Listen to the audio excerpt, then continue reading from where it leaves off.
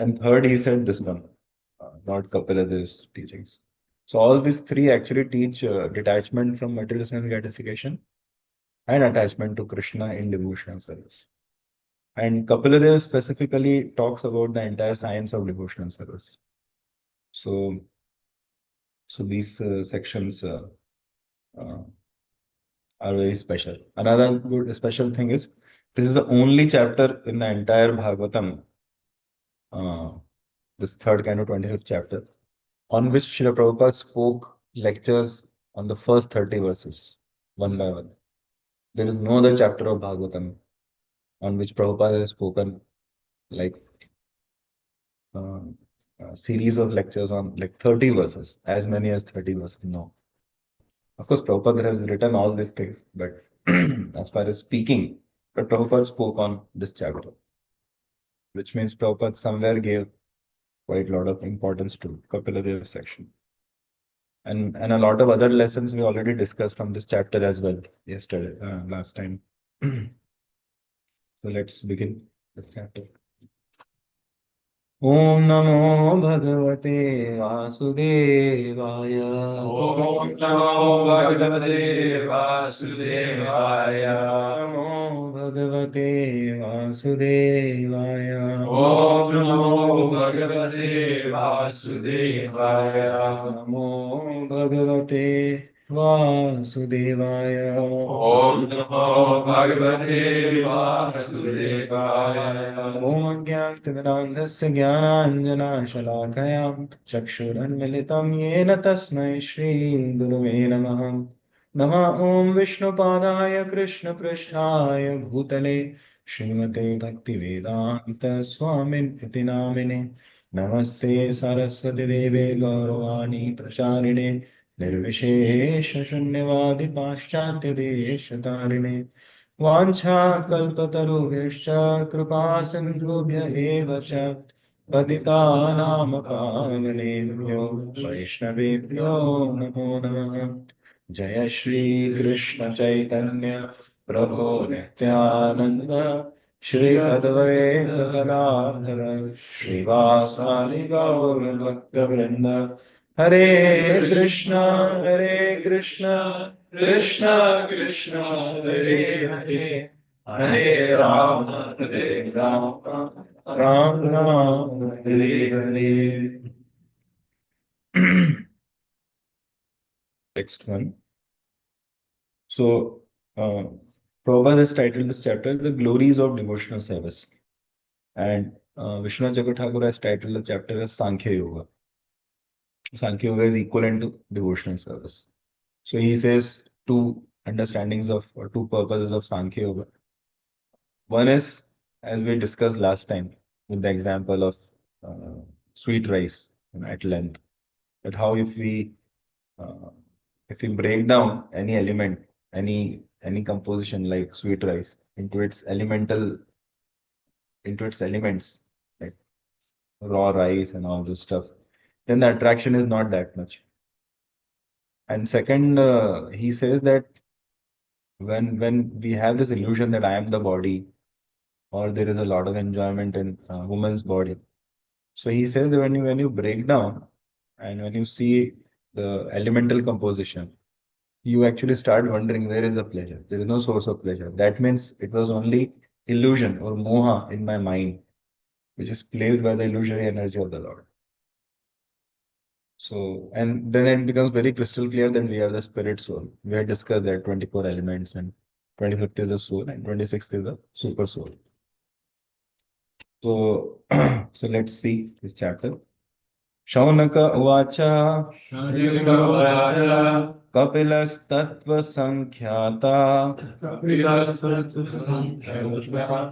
Bhagavan Atma Mayaya Bhagavan Atmamaya Jatah Swayam Aja Sakshat Jata Swayam Aja Sakshat Atma Pradnya Atma Pradnyaptaye Nrinam Atma Pravyaptaye Nina Shaunaka uvacha Shaunaka uvacha Kapilastattva Sankhyata Kapila sarva sankyata Bhagavan Atma Mayaya Bhagavan Atma Mayaya Jata Swayam Aja Sakshad Jata Swayam Aja Sakshat Atma Pradnyaptaye Nrinam. Atma Pragnaptaye Ninam.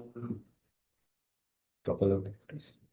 शौनकवाच Shaunaka कपिलस्तत्त्वसङ्ख्याता Kapila Sattva Sankyata नात्ममाये Bhagavan Atma Mayaya जात स्वयम् अजः Jata साक्षात् Swayam Aja Sakshat आत्मप्रज्ञपतये Atma नृणाम् Pragnaptaye Ninam. Shonatu vacha Shaunaka uvacha Kapila sattva sankyata Kapila Sattva Sankyata Mamaya Bhagavan Atma Tasvayam aja saksha Jata Swayam Aja Sakshat Atmataye nina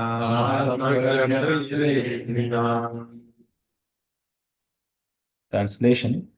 Shri Shaunaka said, although he is unborn, the Supreme Personality of Godhead took birth as Kapila Muni by his internal potency. He descended to disseminate transcendental knowledge for the benefit of the whole human race. Purport. The word Atma Pranyaptaye indicates that the Lord descends for the benefit of the human race to give transcendental knowledge. Material necessities are quite sufficiently provided for in the Vedic knowledge, which offers a program for good living conditions and gradual elevation to a platform of goodness. In the mode of goodness, one's knowledge expands. On the platform of passion, there is no knowledge, for passion is simply an impetus to enjoy material benefits. On the platform of ignorance, there is no knowledge and no enjoyment, but simply life almost like that of animals. The Vedas are meant to elevate one from the mode of ignorance to the platform of goodness. When one is situated in the mode of goodness, he is able to understand knowledge of the self or transcendental knowledge. This knowledge cannot be appreciated by any ordinary man. Therefore, since a disciplic succession is required, this knowledge is expounded either by the Supreme Personality of Godhead himself or by his bona fide devotee. Shaunaka Muni also states here that Kapila, the incarnation of the Supreme Personality of Godhead, took birth or appeared simply to appreciate and disseminate transcendental knowledge. Simply to understand that one is not matter but spirit soul is not sufficient knowledge for understanding the self and his activities. One must be situated in the activities of Brahman. Knowledge of those activities is explained by the Supreme Personality of Godhead himself. Such transcendental knowledge can be appreciated in human society, but not in animal society, as clearly indicated here by the word nirnam for the human beings. Human beings are meant for regulated life. By nature, there is regulation in animal life also, but that is not like the regulative life as described in the scriptures or by the authorities. Human life is a regulated life, not animal life. In regulated life only can one understand transcendental knowledge. So, this verse is showing the importance of transcendental knowledge, and for receiving transcendental knowledge, the importance of mode of goodness. So, Prabhupada writes in first canto, third chapter, last verse, 44th verse. Prabhupada writes that one cannot receive transcendental knowledge unless one is very attentive to hear the message of the Bhagavatam. One cannot hear the message of the Bhagavatam attentively unless one is in mode of goodness. And then how can one come to mode of goodness? So he says one has to regulate one's entire lifestyle. So he says one has to purify one's activities there. So it's a very famous purport. Like so, the second chapter of first canto talks a lot about hearing process, and then Prabhupada is telling that you have to purify your 21 hours in order to get more benefit of those 3 hours where you're chanting and hearing. So there also is the same thing that one has to become sinless and one has to come to mode of goodness. So one has to purify one's habits, one's lifestyle, like that. And here also he's talking about the mode of goodness. So in general, by regulated life, a human being comes to the mode of goodness. And then mode of goodness is compared to like in airports, we have that, what do you call it, like from where the Runway? runway, yeah. So that runway, see, that runway is also on the ground level, like the other like regular parts of the city. But the plane can take off only from the runway of the airport, not from these regular roads. So the runway is also part of the ground, but the runway is the only place on the ground from where a plane can take off above the ground.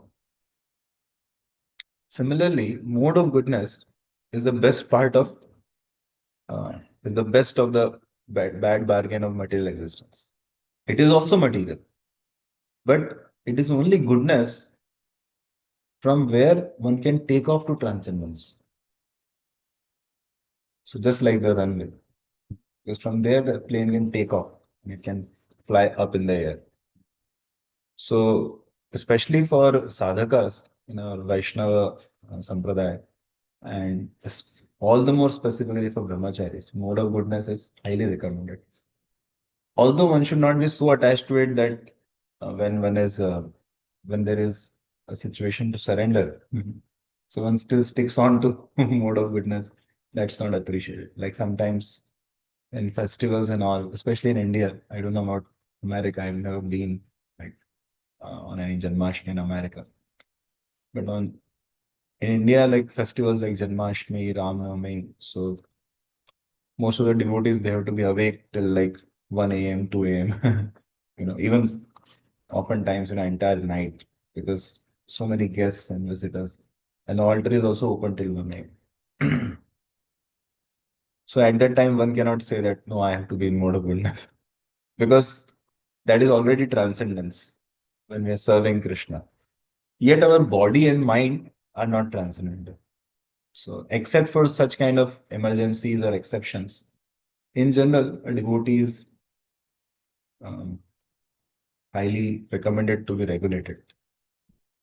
So, in ISKCON's initial days, it was very tough because that was creation phase. Or even today, where a new temple, a new community, or a new preaching program is being established, there will be times when a person has to extend beyond regulation and goodness.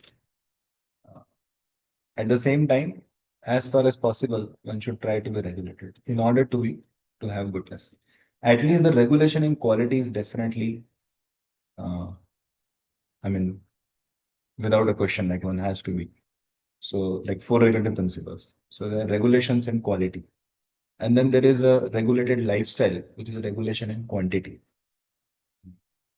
So both are necessary, but the first one is like non-negotiable, and the second one can be maximized as much as possible.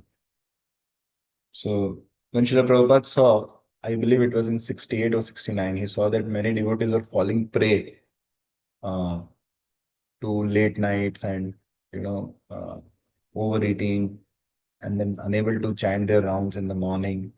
So that was the time Prabhupada institutionalized this morning program because he noticed that devotees are falling prey to ignorance, as this purport says, that when one goes to ignorance, he becomes as good as an animal.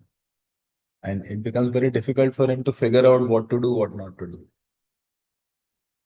So, like that. So, otherwise, Krishna consciousness is not dependent upon all these modes, but our body and mind, because we are having material body and mind, and we access Krishna consciousness through our body and mind. And therefore, mode of goodness is recommended. So the teachings of Lord Kapila Dev not only help a person elevate to Shuddha Sattva, or pure goodness, and they also help a person to live in such a way that because sinlessness is the first step of mode of goodness. Therefore, like whatever we eat also, first thing is it should be sinless. So what is it? It should be sanctioned by the Lord. Sanctioned, sanctified, and regulated. Three things. Like sanctioned means, okay, Krishna says you can eat the grains, vegetables, fruits, milk, sugar, these things, not the uh, meat and flesh and fish, eggs. So that is sanctioned. Then sanctified. So we cook, like today Prabhu has cooked wonderful prasad, and then we offer it to the Lord. So that becomes sanctified, blessed. And then still we cannot just eat it without regulation. So that is regulated. So, and also another thing mentioned in the verse is that Lord Kapila Dev came to give transcendental knowledge. So one may question actually here that most of the teachings of Lord Kapila Dev, like you see that book also, no? Teachings of Lord Kapila Dev, that is nothing but a series of 18 days lectures by Srila Prabhupada on 30 verses of this section. That was it was made into compiled into a book. So so there Prabhupada writes in the beginning pages itself that the primary focus of Kapila Dev's teachings, primary purpose, is to instill detachment in the heart of the reader. Okay. So how is that transcendental? Because detachment is not exactly transcendental. It's not exactly devotion. But the purpose of that detachment, even we have jnana. To a great degree, our philosophy also has jnana. And we condemn jnana marg, the path of jnana. So what is the difference? If I have to ask this question. So Prabhupada says this is transcendental knowledge, and yet it is limited to jnana. I hope I'm able to clearly. Many places you will see Prabhupada's purpose, even Bhagavatam talks a lot about core philosophy, like detachment. How is it transcendental then, in that sense? Yes, Prabhu. It's coming from Prabhupada's source. Okay, yeah, very good. It's coming from a bona fide source. Okay. Yeah. So there is no harm. Let's say Krishna uses Sankhya Yeah. or analytic study uh, with conclusion of the devotional science. Haribo says Suvarna when Prabhu said that the conclusion or the purpose of this jnana is bhakti, and therefore it is transcendental. Like I think we all must have heard about this three ways of gaining knowledge. They are Pratyaksh Praman, Anuman Praman, and Shabda Praman. But often when we preach, are we not using Anuman Praman? Like we scientifically convince a person, and then the inferential logic points towards that Shabda Praman is, hence Shabda Praman is more reliable or most reliable. So are we not using ourselves Anuman Praman to reject Anuman Praman and Pratyaksha Praman? No. So how is that explained? That is explained as Anuman Praman is different, Anuman is different. So it's very subtle. How? So we can use Anuman and Pratyaksha to establish Shabda Praman. So what is Praman? Praman word is uh, undisputable, authoritative conclusion. Okay, that is Praman. Like you may refer from the law book of a country that according to the penal code, so and so, this is the law. That's it. It is established. There is no debate there. So pramana means it is coming from an absolute source and it is undisputable, indefeasible, like authority. So pramana can only be Shabda Pramana because all the other pramanas are relative and are full of defects because they are material. So to establish Shabda Praman, one can use Anuman, which means what? We begin with saying that yes, this is given in the scriptures by the Supreme Lord, so this is correct. And we can also see by Anuman and Pratyaksha how this is correct. So that is called Anuman, not Anuman Praman. What is Anuman Praman? When we don't have the conclusion ready. And we say, I'll just look at the Anuman and Pratyaksha, my experience of the senses. And then whatever I end up with, I'll conclude that. No. Our conclusion is fixed. And we see what Anuman can help us to, how Anuman can help us to go there. Like in study of mathematics also, or in physics, many such subject matters in the material life also, it is done like that. You know, this is what I should get because this is the right thing. And then you try permutation combination, like how step by step can I get that same conclusion. Right?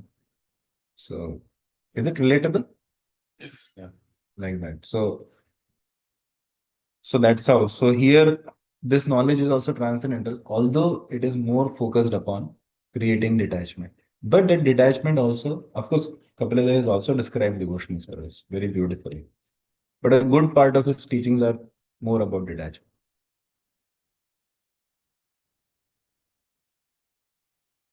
Any comments before we go ahead? Who I to give two verses which are related. So Yeah. this is from 11th and 12th canto. Yeah. I think the 12th canto. This is Srimad Bhagavatam 12, 13, 18. Yeah. That the Srimad Bhagavatam is the spotless Purana. It is most dear to the Vaishnavas because it describes the pure and supreme knowledge of the Paramahamsas. This Bhagavatam reveals the means of becoming free from all material work together with the processes of transcendental knowledge, renunciation, and devotion. Anyone who seriously tries to understand Srimad Bhagavatam, who properly hears and chants with devotion, becomes completely liberated. So in the verse it says, Jnana Virag Bhakti Sahitam, Right. Naishkalmyam Avishkritam. Srimad Bhagavatam Pramanam Amalam, Yad Vaishnavanam Priyam. That no? Yes, same verse. So as Prabhu mentioned, that the conclusion is it is taking us to devotional service, but it has jnana, it has viraga, detachment. And another verse is Shruti Pratyakshamaiti Ham Anumanam Chatushtayam Pramaneshu Anuvasthana Vikalpasa. Haribo. As you mentioned, that we can use Pratyaksha, we can use Anumana, but in order to understand, establish. Yeah, correct. Wonderful. Maharaj is giving us this memorization verse, 11th and 12th. Great. You got references directly. So good. Thank you. Yes, too. I have a question. So there's these 10 topics of Bhagavatam mentioned. What were the Kapila Dev's teachings of those 10 topics? On those 10 topics. Actually, he is giving bhakti only directly, but still, this Kapila section is a little specific. It is not exactly one of the parts of that.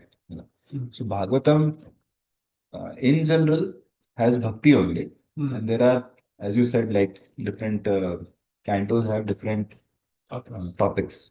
Like in sixth canto, there is a topic of protection. That's how the Lord is giving protection and nourishment. Just like Ajamila, he was protected. So you find that topic. At the same time, Jiva Goswami explained that all the topics are there in all cantos, but there is a prominent topic. So he says you cannot exactly map every chapter of a particular canto that it should have only that theme, which that canto is known for. It is just okay, this is a prominently identifiable theme of this canto. But it may not be that every section or every chapter falls into that. Like 10th canto itself consists of all the literally like very, you know, very noticeably, like you can very appreciably you can notice all the 10 themes there. And yet, first canto also. Prabhupada said first canto is sufficient to take on that without it. So this is little not exactly the part of that themed. This 25 to 33. Before that, yes. Yeah. Okay, shall we go ahead? Yes. Text 2. Nahi asya varshmana pumsam वरिम्ना सर्वयोगिनां विश्रुतो श्रुतदेवस्य विश्रुतो श्रुतदेवस्य भूरि तृप्यन्ति मे सवः. भूरिदर्शन्ति मे स्वतः. Anyone like to read? Translate. So if you continue, there's no one who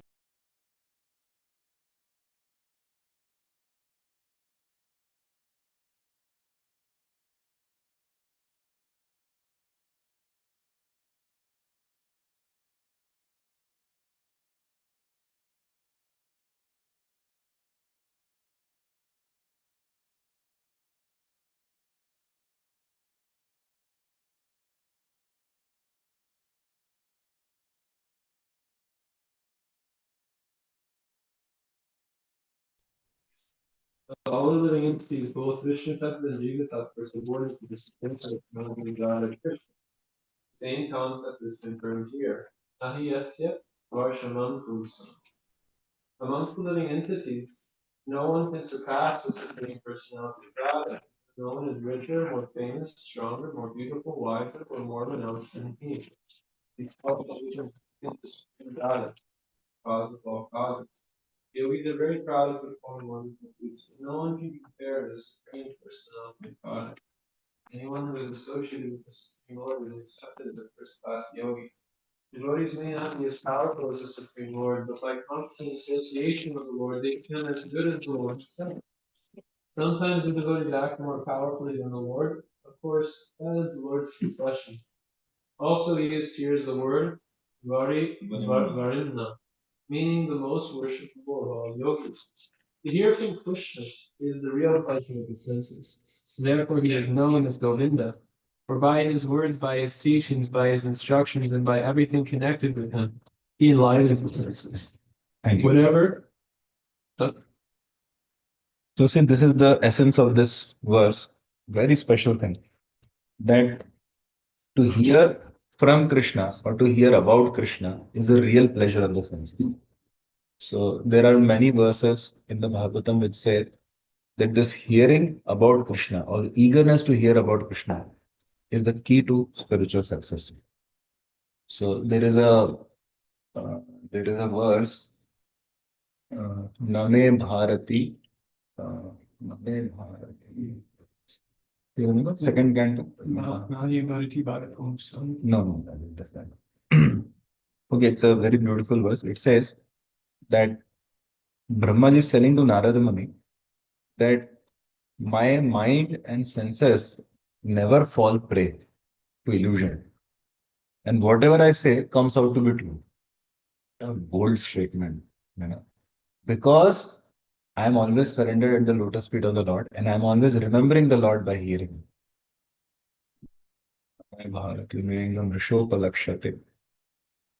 It's like that. I don't know the second part of the verse. It's very... न वही क्वाचीन में मनसो मृषा गति. Yes. Suyog Prabhu. Hey, Suyog Prabhu, you are here. Okay. He's got her place in Davis right now. Okay. Yeah, your 3 months of internship, right? Thank you. Thank you for this verse. What is it in 7th chapter? Second kind of 7th chapter? Is that? 6th chapter, verse 34. Okay, 2:6:34. Very beautiful verse. There is another verse, Pravishta Karna Randrena Swanam Bhavasarono Noti Shamalam Krishna Salilasya Yatha. As Krishna enters in the form of sound vibration in our heart, he purifies our heart. Just like we clean the pots, you know, sometimes like after many days of cooking, there is land there, and you clean them so like. And when it's not happening, you use that. What do you call it here? Yeah, whatever. So you just quickly like go away, right? Similarly, Krishna is that element, you know, because since millions of lifetimes our hearts have been contaminated with this lust, anger, pride, envy. So when we put this hearing and chanting about Krishna, Salilasya Yatha Sharad, like how do you cut paneer or butter or tofu with a knife now? So easy, right? Especially if butter is there, like there is absolutely no problem at all. Similarly, like that, it says Salilasya. Salilasya is very easy. Yatha Sharad. Like, how do you like? See, the Sharad Purnima is a very beautiful festival in India. It's like when I don't know, maybe spring here. I don't know the equivalent. So it's like it's a very the temperature is very good. It's not very hot. It's not very cold. And on Sharad Purnima day, it's a full moon night, and it is said it's like very nectarian. So traditionally, they offer bhoga to Radha and Krishna, and then they keep that under the moonlight, like for 2, 3, 4 hours. Okay. And midnight, they would have a feast. Yeah, prasad. Of course, they do bhajan kirtan before that. And it is also celebrated like that night, there is a special rasa dance in Vrindavan of Radha and Krishna. So that is in celebration of that. So, how tough is it to relish wonderful feast of many, many items on the midnight of Sharad Purnima? What tough? It is so nice. Similarly, it says how tough it is to get our heart cleansed by hearing and chanting about Krishna. What tough? It is a festive thing, you know. So Kali Yuga is supposed to be the toughest age, and any spiritual path is supposed to be a path of austerity, right? But hearing and chanting about Krishna, Bhagavatam is saying, is actually very relishable. You know, it's like, see, if you have to get your house cleansed thoroughly, I'm sure here there will be some agencies, you know, who come and they take heavy payment and then they clean. Imagine somebody says, if you allow us to clean your house, you know, we will also give you a lot of foodstuffs and we'll give you payment. So actually, part of Shravanam Kirtanam, hearing and chanting about Krishna is like that. What a glorification. So, so hearing brings us very, very close to Krishna in our consciousness. That's why one of the name of the Lord Krishna is Shrutekshita, one who is experienced by hearing. That is one of the names of Krishna, Shrutekshita, one who is experienced by hearing. What name, right? So no one is more worshipable than a yogi who loves to hear about the Lord and thus feels actual pleasure of the soul. So we can also see our, like you heard of this higher taste thing, right? So what is higher taste in Krishna? Is it about prasad? No. Is it about kirtans? If really one is focused on the holy name, then yes, it may be. But you know what is the real higher taste described by Jiva Goswami? He says higher taste means when you are so enchanted by Krishna's personality, which means his qualities, his way of dealing with devotees, which means his attitude towards even those who fail trying to serve him, like Jatayu. You know, when you see Krishna's merciful nature, like how he behaved with Putana, even someone who came to kill him, murder him, and how Krishna is like so kind that Krishna sent her to the spiritual world and made her his own mother. So when we go on hearing about Krishna in our life, and a stage comes where we're just so enchanted by Krishna's personality that you know, or sometimes you see Prabhupada disciples are enchanted by Prabhupada's qualities. So that we always remember that personality of Krishna. That is called higher taste. And then we become immune to these other external viruses of this material world, like lust, anger, greed, because we are just so enchanted by Krishna, his Nama, Rupa, Guna, Lila. That is called higher taste. You know, when we hear about Krishna's dealings with his devotees, when we hear how Krishna is delivering even the demons, like Lord Ram was kind and merciful even to Ravana. You know, when we hear about Jagai Mata's deliverance, you know, and we feel Jai, Jai, my Lord is so wonderful, very poor, you know, that is called higher taste. Because then one becomes immune to any of the lower tastes. So that is the effect of hearing, which is supposed to be, you know, one has I remember in childhood, this video games. Na? So there was this one video game in which the character he used to get some power for a few seconds, like by touching something in the game. And that power used to envelop him in a kind of an aura. And then he would not be affected by any of the enemies, for some time. So actually hearing about Krishna gives us that immunity from all the COVID viruses of the heart. That is a glorification of hearing about Krishna. So therefore Prabhupada gave Bhagavatam. Because if we see Prabhupada could have come to US from India in 1959 itself. It was 59 he decided that now no longer I want to try establishing it in India. Because Indians are simply too fascinated by Western civilization that time. Prabhupada thought that I must go to US and I must bring some white devotees to India. And then, dancing white elephants. So why did Prabhupada not come in 1959? Why did he come in 65? Because he felt that I cannot just go empty-handed. I have to go carrying Krishna. So of course, one form of Krishna was in his heart, in the form of his faith and love. But there was another form of Krishna, the holy name, which was there with him. But Prabhupada felt, deeply the need of Srimad Bhagavatam. So he was an old man, right? At that time, he was like 63 in 1959. But Prabhupada felt that let me write Srimad Bhagavatam, like the commentary and everything, in English language, so that I can carry Krishna in that form. That will create transformation. You can see in the Jaladuta prayers also.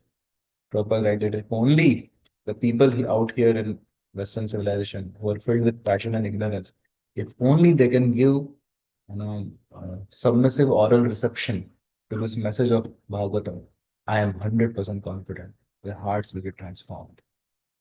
Whatever may be their situation, their hearts will be transformed if they can hear this. Prabhupada, just like this building has a foundation, so Prabhupada established ISKCON on the foundation of hearing and chanting. Literally, literally. I mean, not just um, Metaphorically. yeah, metaphorically, like literally, like that.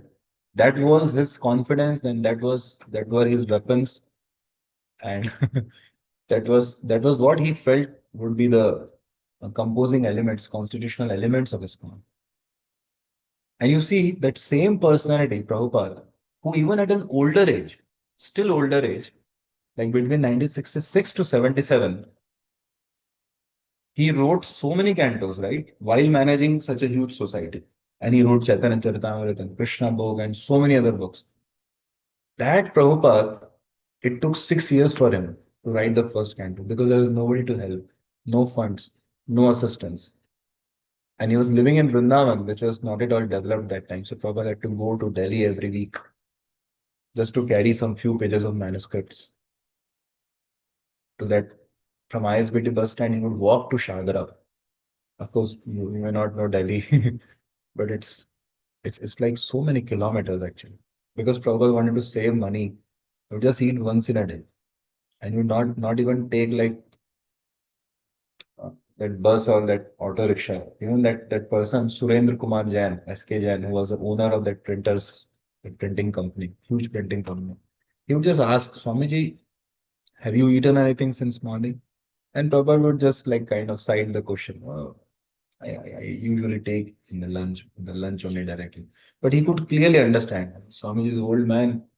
He's coming from Vrindavan. That time it was very taxing journey. India didn't even have proper roads. He's like, let me feed you something. So he would get some fruits or milk or something. So Swamiji would not take just anything from anywhere. But Prabhupada was so focused, I have to carry Srimad Bhagavatam. In fact, Prabhupada said to some people who asked, Swamiji, you came to US to preach? No, no. Srimad Bhagavatam came to US to preach. I am just assisting and accompanying Srimad Bhagavatam. Prabhupada said that. And Prabhupada said that the greatest service of my life is this composition of Srimad Bhagavatam. He didn't say establishment of huge properties and temples. He said, my greatest contribution is Srimad Bhagavatam. As they say, his magnum opus. So the day Prabhupada completed Chaitanya Charitamrita Antalila, it was it was around 7 p.m. at the time of in Juhu, Mumbai. And that time Gaur Aarti was going on in the temple hall. It was an Ekadashi day. And His Holiness Giriraj Maharaj shares this. That time he was serving Prabhupada as a personal assistant. So he says that Prabhupada, Prabhupada was so happy when he wrote those last lines. Okay. If you read also Chaitanya Antalila last lines, Prabhupada writes a very intimate, personal, emotional account of like he writes, today I feel my life is successful because I have completed the essence of instructions given to me by my spiritual master. He told me to print and publish books. And the most important books are Bhagavad Gita, Srimad Bhagavatam, and Chaitanya Charitamrita. And today, my life is successful. Prabhupada considered his life is successful. Not when he established Juhu or like huge thing, made thousands of disciples and whatnot. But Prabhupada knew that I will be dead and gone. I mean, so to say. But these books will live on, and Krishna consciousness will spread through these books. Of course, am I speaking to? Like you guys are the capital of book distribution. But I'm just saying like that this process of hearing, hearing about Krishna through the books or through a person speaking from the books is so potent actually. So potent. 99% of our advancement comes from hearing and chanting. So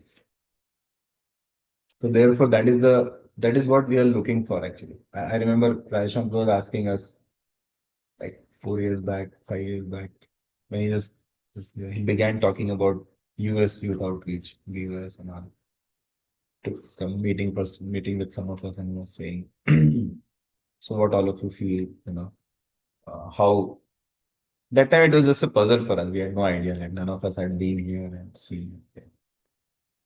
But yeah, I remember we all were sharing and discussing that, Prabhuji, we should just apply the same thing. We have to, how to convince the American boys and girls or the Indian boys and girls or whatever. That might be a detail which may be different in America than India. But ultimately, if they are willing to sit down and give time to submissively hear Srimad Bhagavatam and chant Hare Krishna, they will also become devotees. It doesn't matter. One is white American or a brown Indian in America or a special hybrid like Jeshko. Coconut. Huh? Coconut. Coconut. Brown on the outside. Oh, okay. Yeah. My goodness. My goodness. Good one. Brilliant description. Coconut. Soft inside, it is already soft outside. So, whoever one may be, but if they simply hear Srimad Bhagavatam and chant Hare Krishna, they will become devotees. This deep conviction, as Prabhupada expresses in 1.5.11, that that even though there may be grammatical errors in my composition, Prabhupada says that the sincerity of the subject matter will be taken into account by those who are thoroughly honest. So this is real ISKCON. ISKCON is not in the architecture, management, properties, or institutional structures and achievements and accolades, the, the media channels and whatever else. ISKCON is there, those things are there, but those are tangential actually. The real core of ISKCON is this hearing and chanting. That's who we are, the Hare Krishnas. Yeah, Prabhu, yes. So I was listening to a class by Chaitanya Charan Prabhu this Yeah. week, and he gave this brilliant description of the institutional vision of ISKCON. Hmm. And he gave four scenarios and then four perspectives Yeah. on those scenarios. But the point was, I'm not going to name all of them. The point was is that although there may be various types of individuals and how they perceive ISKCON can vary, the purpose of all of those individuals is for the sake of moving towards Krishna, becoming Krishna conscious. then all of those things can be harmonized. The temple construction, the education, the book distribution, all of those things can be harmonized. So you were saying that Prabhupada did not establish the International Society for Book Distribution, the International Society for Temple Construction, the International Society for Varnashram Dharma, the International Society for Krishna Consciousness. Very And that was a very profound point that he was making. But it's not that these things don't have value, they do, Yeah. but they have value to the degree they're moving us in the direction of becoming Krishna. exactly. And I just have one thing I wanted to share, that you were speaking about this. Just to add to your point, Yeah. that is coming from a verse from Jiva Goswami. This International Society for Krishna Consciousness. Yeah, It is from a Sanskrit. Krishna verse. Bhakti Bhavatamati, Kriya Right. Right. This Krishna Bhav, what is it? Krishna Bhakti Bhava, Krishna Bhakti Rasa Bhavatamati. So this bhava, that is consciousness. And from there, Prabhupada picked up the word, the term Krishna consciousness. Prabhupada is so authentic, isn't it?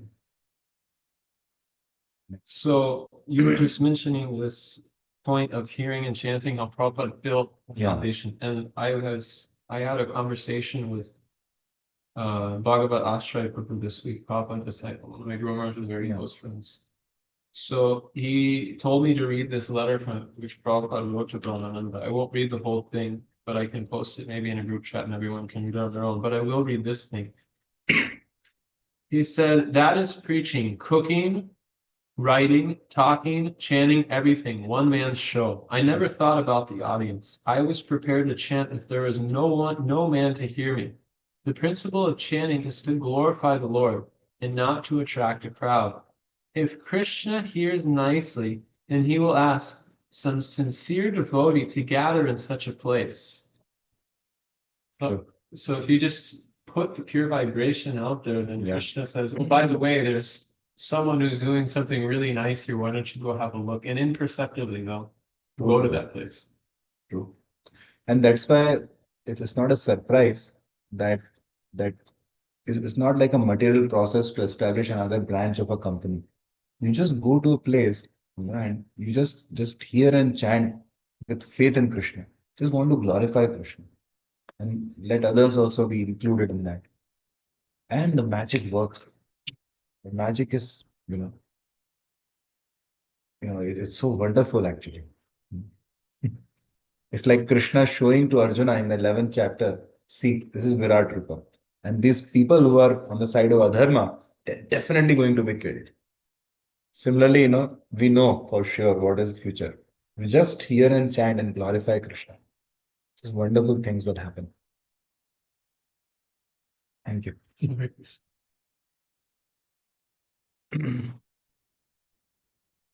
So, I think Yeah. we can take questions for a few minutes, Yeah, questions or reflections. We have devotees online and. yes. So, further we'll be able to next time go a little quickly. I'll just take a couple of minutes and complete this section.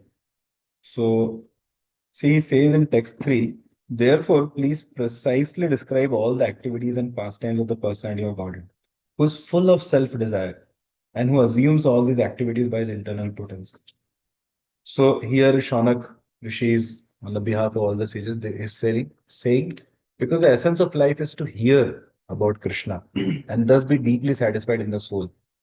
Therefore, we please describe further. Don't stop here. So usually Suta Goswami would stop at different times just to test the receptivity or eagerness of audience. So in text 4, Suta Goswami says, the most powerful sage Maitreya was a friend of Vyasadeva. Being encouraged and pleased by Vidura's inquiry about transcendental knowledge, Maitreya spoke as follows. So Prabhupada writes that questions and answers are very satisfactorily dealt with when the inquirer is bona fide and the speaker is also authorized. So of course, the part of being bona fide means eagerness. So when the audience has respect, faith in the speaker, and eagerness, deep eagerness to hear Krishna Katha, which is manifested in terms of their attention and inquisitiveness. So Prabhupada says when these three things are there, then audience is bona fide. Respect, faith, and eagerness. And when the speaker is authorized, he understands the essence of knowledge. He has deliberately applied that knowledge in his life and experienced to a good degree the results. And fourth, when he has compassion for the audience, he should have a well-wishing heart towards the audience. So when these four things are there, so that time the speaker is bona fide. It's not just by coming in Parampat. So Prabhupada says this combination is like a recipe for success, spiritual success. Like one of the, not one of the, I would say the prime most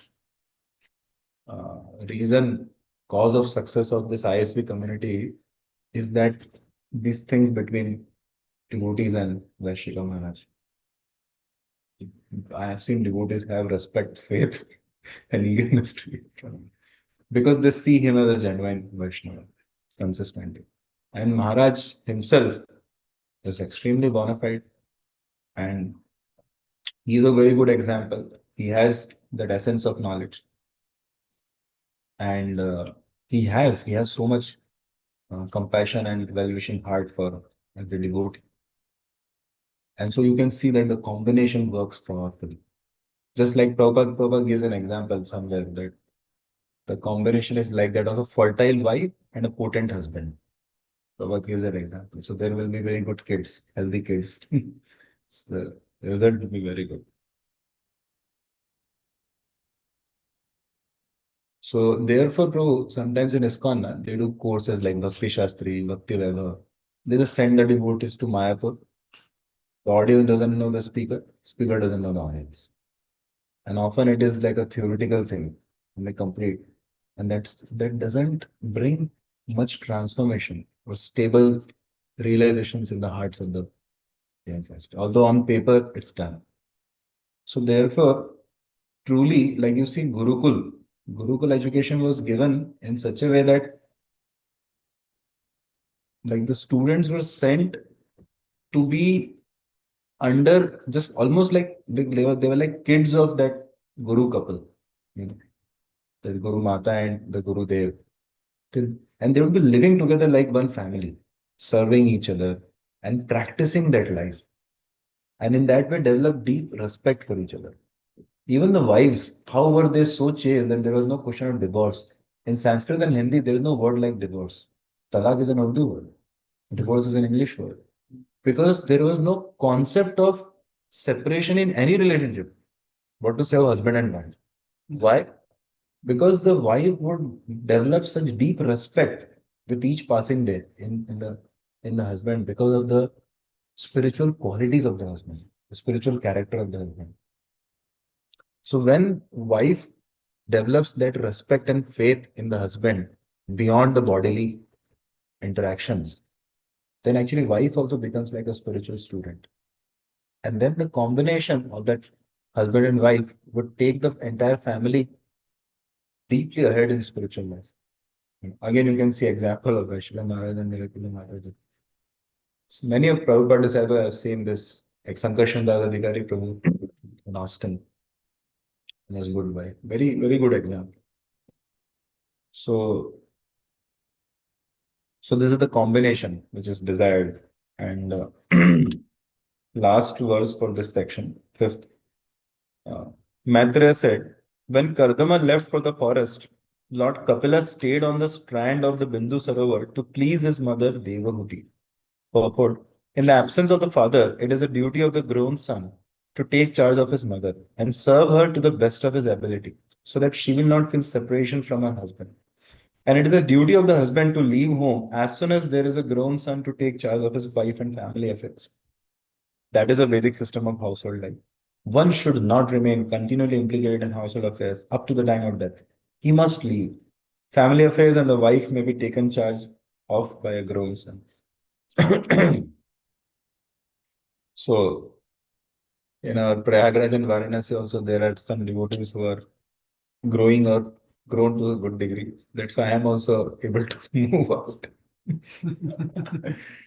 One thing is, when His Holiness Bhakti Charu Swami Maharaj left in 2020, COVID time. So after a few days, and when the devotees, his disciples in Ujjain became a little sober from the sudden shock. So this leading disciples, like 4 or 5 of them, they approached, like one of them is my very close friend, he's the temple president of Ujjain, Maharaj's headquarters. So his name is His Grace Vajendra Krishna Prabhu. So he approached His Grace Radheshyam Prabhu. He said, Prabhuji, now, because we had no idea this will happen, and there was no such symptom. And suddenly it happened, and Maharaj also did not leave any particular instructions or guidelines. And Gopal Krishna was left will. Yeah. Or not doing anything. Nothing, zero. Hmm.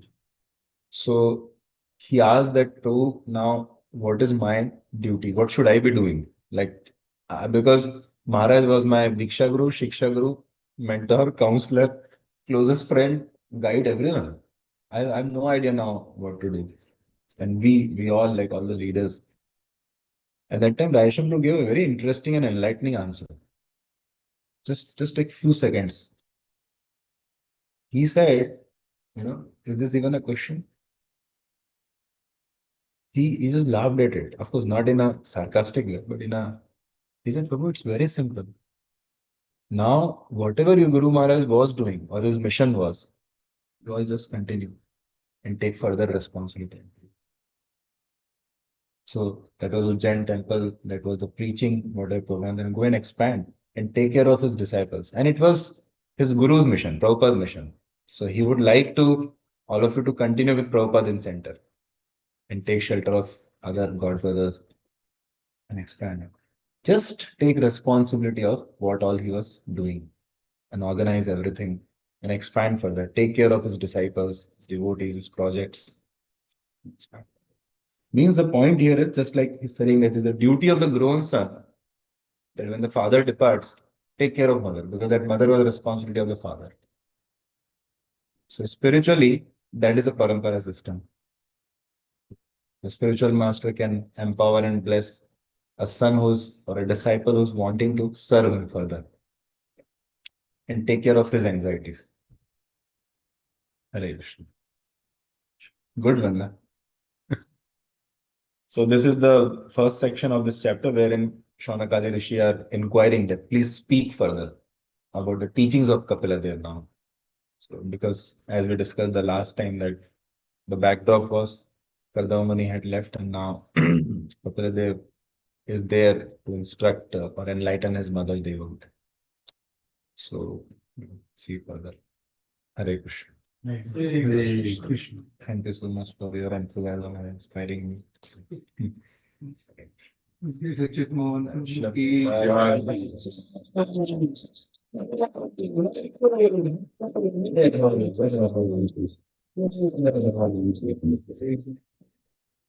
Thank Suyog Prabhu, Avanish Prabhu, Arun Prabhu, and Vishal Prabhu.